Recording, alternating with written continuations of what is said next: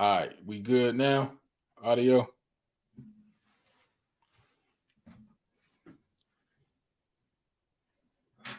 Let me know in the comments if we good.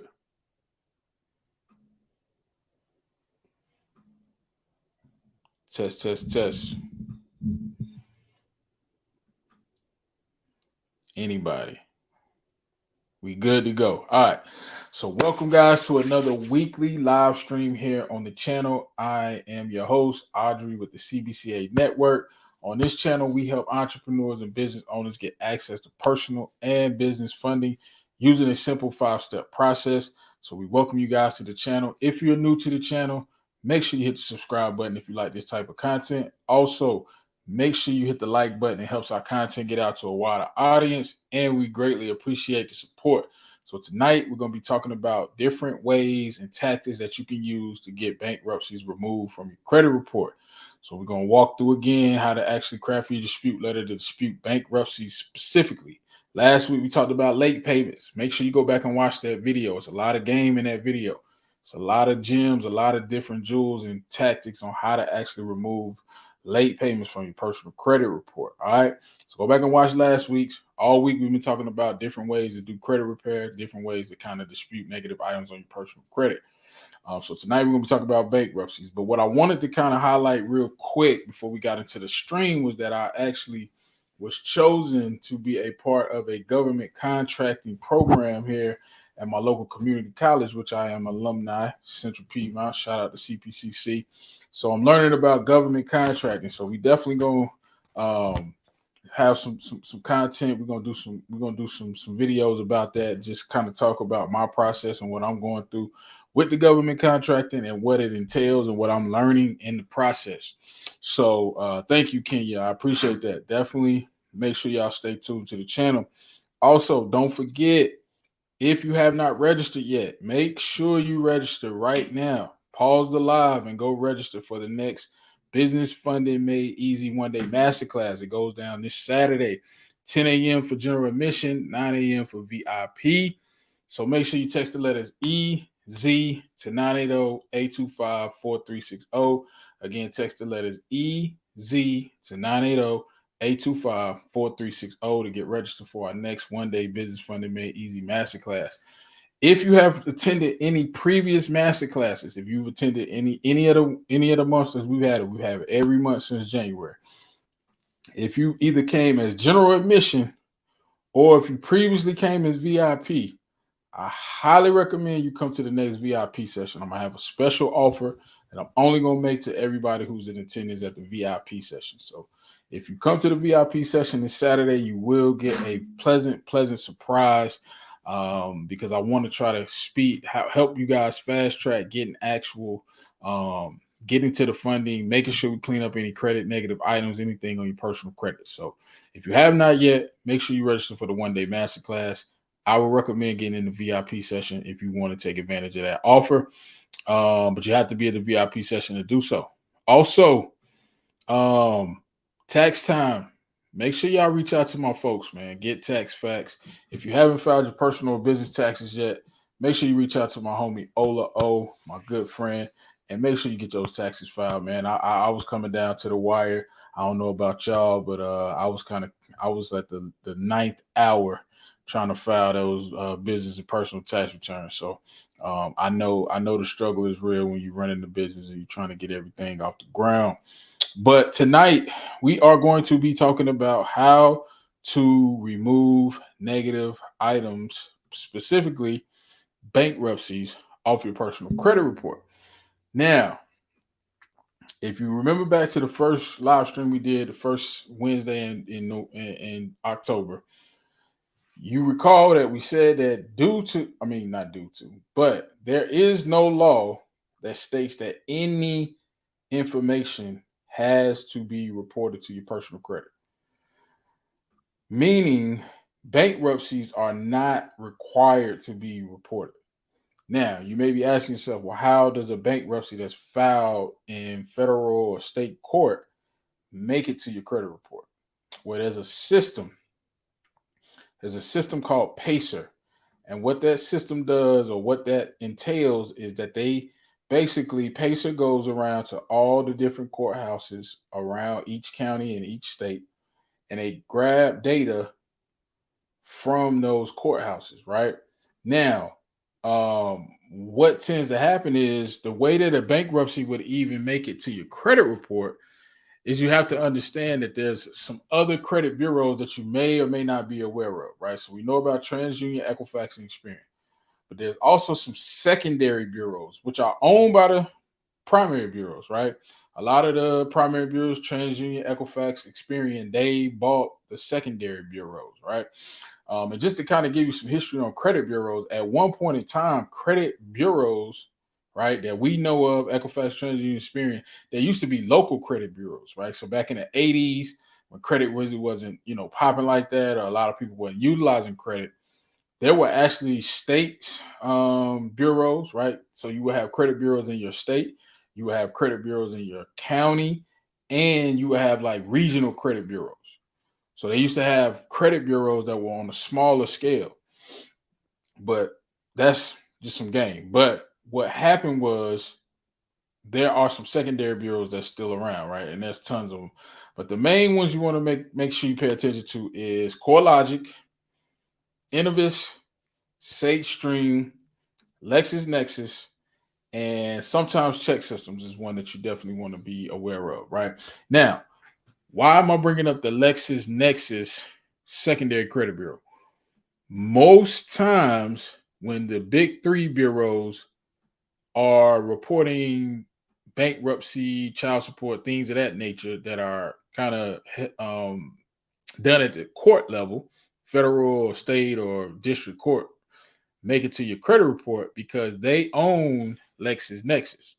Now, LexisNexis is a database that basically has data on pretty much every citizen in the United States, dating back literally to your birth. So if you ever pull your LexisNexis report, it's kind of ironic and scary. I mean, they have like family members, all your previous addresses. It's kind of leery and scary. But what tends to happen is, again, those bankruptcy, when you file bankruptcy, it goes to the courts file it, and then some kind of way Pacer and all these other different bureaus get a hold of that information. So what happens is every now and then the main three bureaus, TransUnion, Equifax, Experian, they ping these secondary bureaus for information on you. And when they get a little piece of information, they add it to your credit report. And so that's how sometimes bankruptcies get added to your credit report. All right. So now that we know how they can be added to your credit report, let's talk about some ways that you can remove bankruptcies from credit report. So you kind of got to look at it from a high level, right?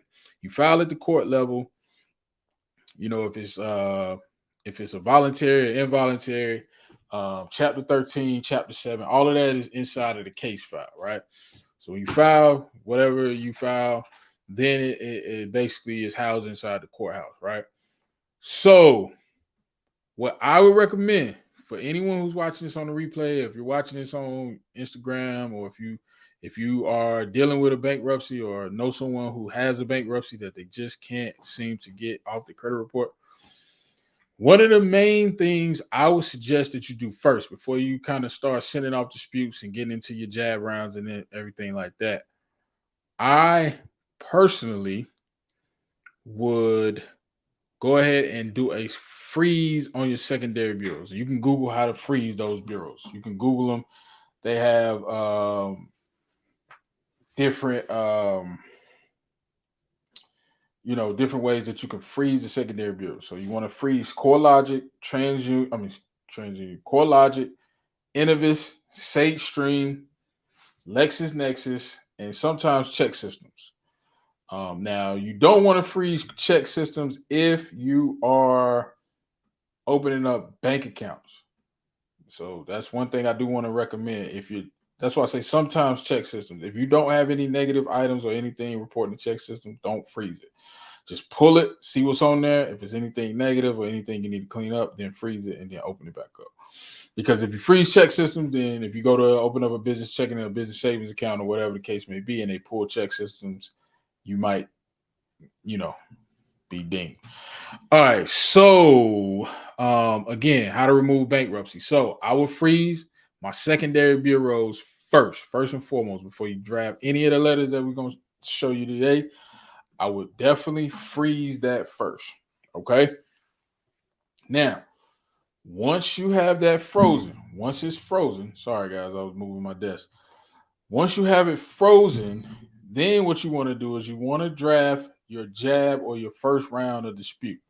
Now, again, we talked about the E-Oscar. We talked a lot about Metro 2 compliance. And for those of you who are not familiar with Metro 2 compliance, what it basically means is that anytime you send off a dispute letter to the credit bureaus, they're going to scan that letter in, right? So they scan it into the system. The system reads the letter. So no human beings reading your letters when you send them to the credit bureau. They literally get scanned into a file, right? And then once you send those letters in, the way that it's formatted, they're going to assign a number. It's called E-Oscar, right? Based on what that number is, it then either gets tossed in a file that says verified, or it gets sent for investigation. I'm going to say that again. They scan the letter in, they assign a number. If your letter is Metro 2 compliant, it should bypass the automatic verify stage if it's Metro 2 compliant. All right. Now, when you're disputing bankruptcies, you want to be specific as possible. You have to be specific. You have to list out. So for those of you on Instagram, real quick, if you want to see the letters that I'm actually showing on my screen, you have to head over to my YouTube channel. All right. So make sure if you want to see the actual screen and everything I'm doing, make sure you hop over to the YouTube channel. Same handle, Carolina's on. All right. So what you want to do is you want to be specific as possible. Now, the initial dispute jab letter that you're going to send, and I'm going to pull it up here. You pretty much crafted the same way. All right. So what you would do is, let's see, I'm gonna share my screen. Give me 1 second, guys. So boom, the first letter in your disputes, right? You want to make sure that it's similar to the one we sent for collections. Now, remember what we said about collections. You want to send a letter to the original creditor or the collection company who is coming after you for the debt and make them validate that the debt is accurate, that you owe the debt. You don't want to verify anything with the actual bank or creditor or whoever's coming after you. You don't want to verify nothing. You want validation, proof. You want actual proof. All right. So it's the same pretty much process, right? Hey fam, this ain't it. Help me out, right? See, I was looking at my credit report on your website the other day, and I peeped that something ain't adding up. I seen some things that just seemed off, right? You won't misspell words. You want to say that you want to type the letter in your tone of voice, right? Can you send me a written response to my mailing addresses verifying that the following items are 100% accurate, right? And then you want to just list out the item that you're disputing. Now, in this case, it's going to be the bankruptcy that's reported on your credit. Now, there are a couple different ways that you can attack the bankruptcy, right? What I would do is the first way that you can look, if you look on your credit report, let's say you filed a bankruptcy and you included a couple credit cards in there, American Express, Chase. Oh, by the way, I would never, ever, ever, ever include these banks in a bankruptcy. Chase, Navy Federal, American Express. Once you do that, it's pretty much it's ball game, especially American Express. There ain't no coming back. So that's that. So one of the things you can do, if you did include credit cards, creditors, whoever you included in your bankruptcy, what you can do is if that account was included in the bankruptcy, it should say that in your credit report. So when you pull your credit report on Identity IQ or Smart Credit or whatever, you click the link in the description to get access to your 3-bureau credit report for $1 for a 7-day trial. But what happens is on the actual account, it should say included in a bankruptcy. It should say that on your credit report. If that is not the case, that's inaccurate. Remember, Has to be 100% accurate and 100% verifiable. Accurate, verifiable. Accurate, verifiable, right? Has to be proof behind it. If there's no proof, if it's not accurate, has to be removed. All right. So if that's the case, you could then, in your dispute letter, right, what says dispute item explanation, you could put bankruptcy accounts are not identified, right?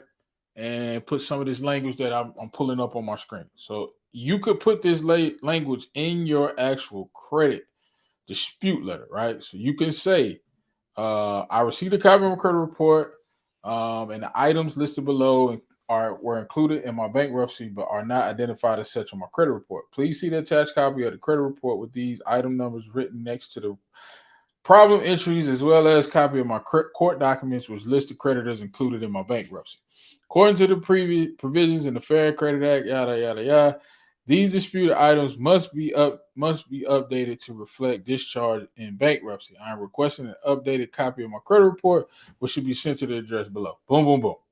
So you can kind of finagle that. You know, I know that's a lot. That's a big paragraph. But just understand in your jab round, you want to say, hey, these bankruptcy accounts are not identified. They're not accurate.